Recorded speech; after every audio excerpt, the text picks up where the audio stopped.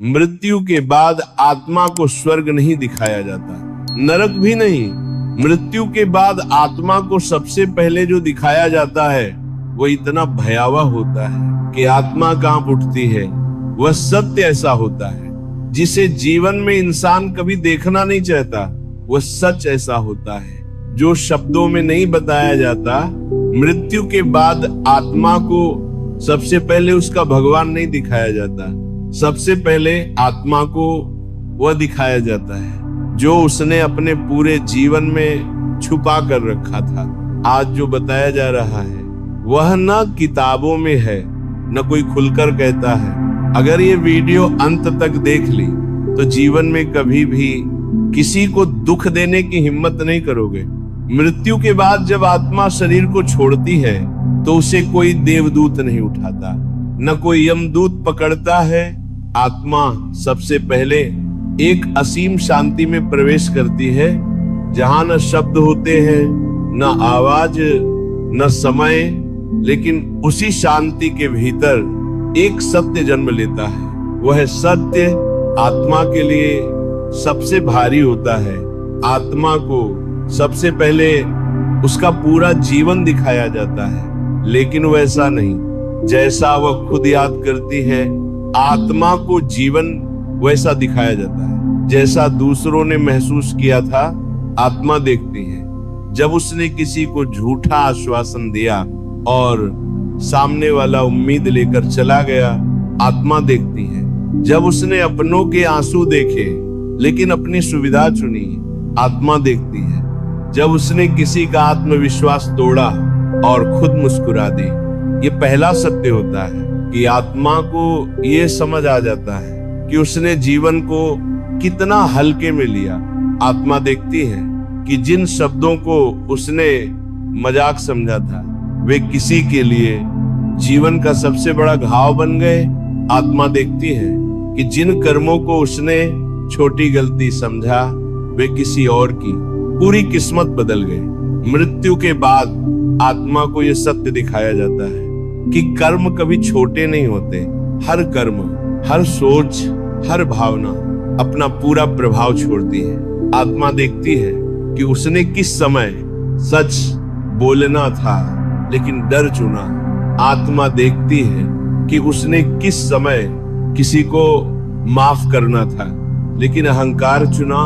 आत्मा देखती है कि उसने किस समय सही रास्ता छोड़कर आसान रास्ता चुना और तभी आत्मा को सबसे बड़ा झटका लगता है। आत्मा को यह समझ आता है कि अब कुछ भी बदला नहीं जा सकता, न पछतावा, न रोना, न सफाई, सब खत्म। यही पहला सत्य आत्मा को दिखाया जाता है कि जीवन में हर मौका अंतिम मौका ही होता है। आत्मा देखती है कि भगवान ने उसे कितने संकेत दिए थे, कितनी बार अंतरात्मा बोली थी, लेकिन उसने सुनी नहीं।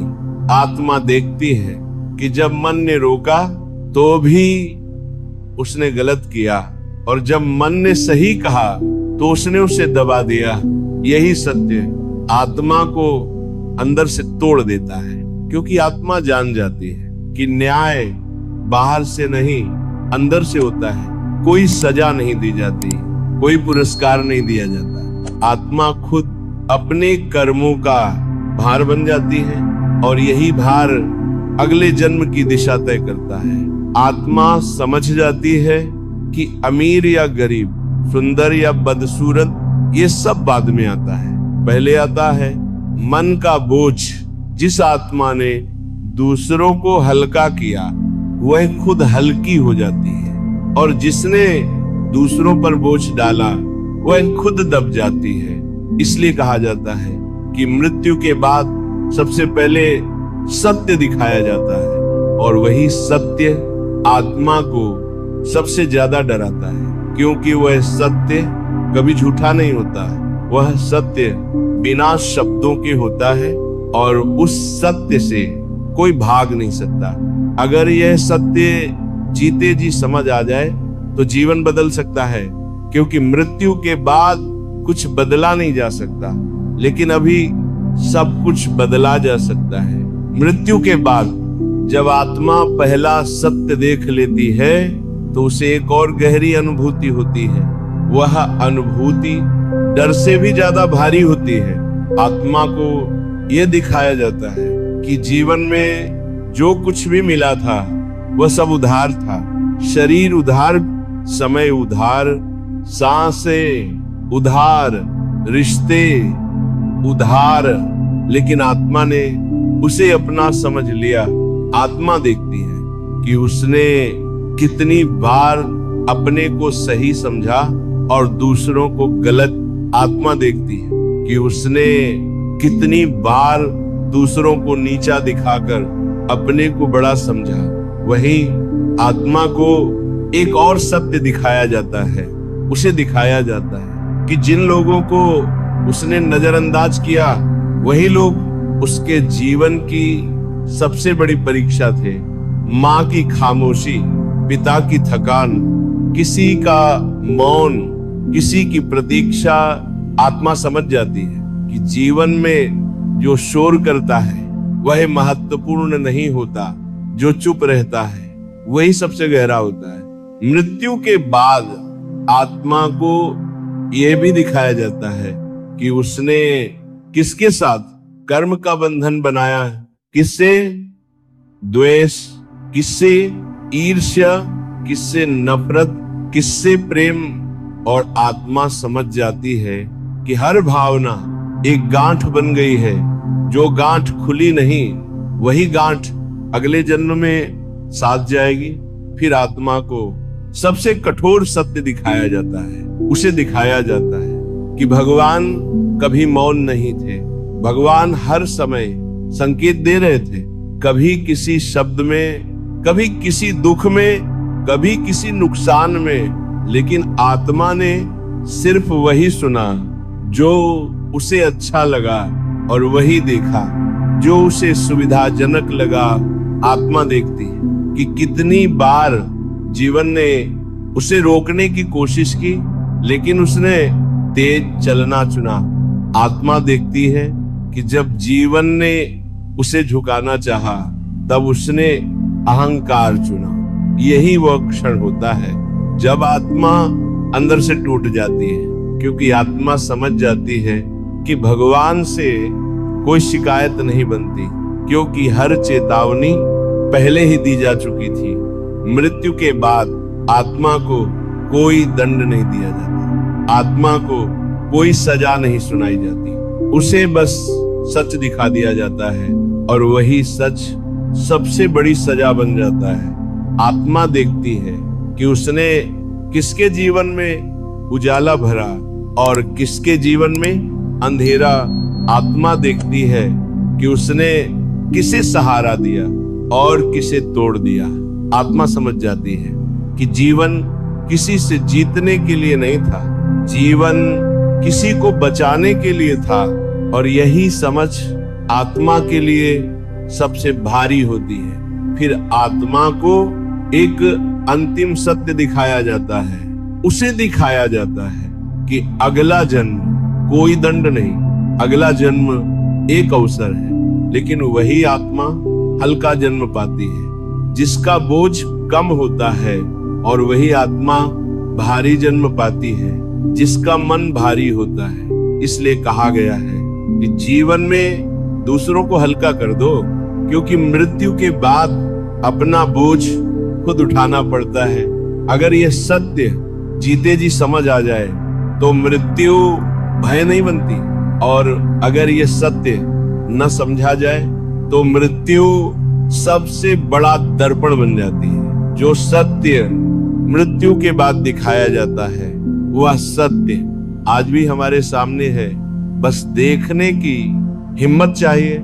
मृत्यु के बाद जब आत्मा पहले और दूसरे सत्य को देख लेती है तो उसके भीतर एक गहरा मौन छा जाता है।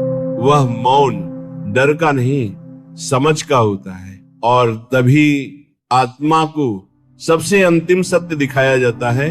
वह सत्य स्वर्ग या नरक नहीं होता, वह सत्य होता है अगले जन्म का बीज।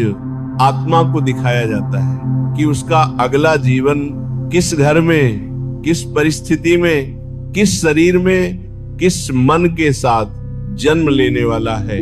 और ये सब किसी देवता द्वारा नहीं, किसी दंड द्वारा नहीं, बल्कि आत्मा के अपने बोझ से तय होता है। आत्मा समझ जाती है कि अगला जन्म किस्मत से नहीं, कर्म से तय होता है। जिस आत्मा ने दूसरों को निडर किया, वह साहस लेकर जन्म लेती है। जिस आत्मा ने दूसरों को डराया, वह भय लेकर जन्म लेती है। जिस आत्मा ने दूसरों को सम्मान दिया, वह सम्मान पाने आती है। और जिसने दूसरों को अपमान दिया, वो अपमान सीखने आती है।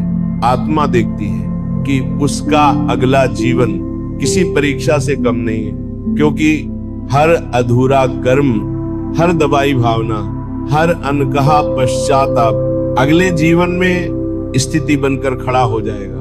आत्मा समझ जाती है कि अमीर घर में जन्म सफलता की गारंटी नहीं, और गरीब घर में जन्म असफलता की सजा नहीं। सब कुछ मन की तैयारी पर निर्भर है। आत्मा को यह भी दिखाया जाता है कि जिसने जीवन में सेवा की, करुणा रखी, दया रखी, उसकी आत्मा हल्की हो चुकी है और हल्की आत्मा ऊपर उठती है। लेकिन जिसने केवल अपने लिए जिया, अपने सुख के लिए दूसरों को कुचला, उसकी आत्मा भारी हो जाती है और भारी आत्मा बार बार लौटती है। यही पुनर्जन्म का रहस्य है। आत्मा को यह दिखाया जाता है कि भगवान कभी जीवन नहीं बदलते, भगवान मन बदलने का मौका देते हैं। और वही मौका जीवन में कितनी बार मिला था, लेकिन आत्मा ने उसे टाल दिया। अब न समय है न देरी, सब कुछ तय हो चुका है। आत्मा रो नहीं सकती, चिल्ला नहीं सकती, वह केवल स्वीकार कर सकती है। और वही स्वीकार अंतिम सत्य होता है।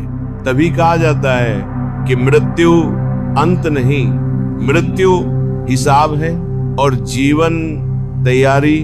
अगर जीवन में मन साफ रखा तो मृत्यु शांत हो जाती है, और अगर जीवन में मन भारी रखा तो मृत्यु डर बन जाती है। यही अंतिम सत्य है जो आत्मा को दिखाया जाता है। जो सत्य मृत्यु के बाद दिखाया जाता है, वही सत्य आज हमारे कर्मों में छुपा है। समय अभी है, चुनाव अभी है, क्योंकि मृत्यु के बाद सिर्फ देखना होता है, बदलना नहीं।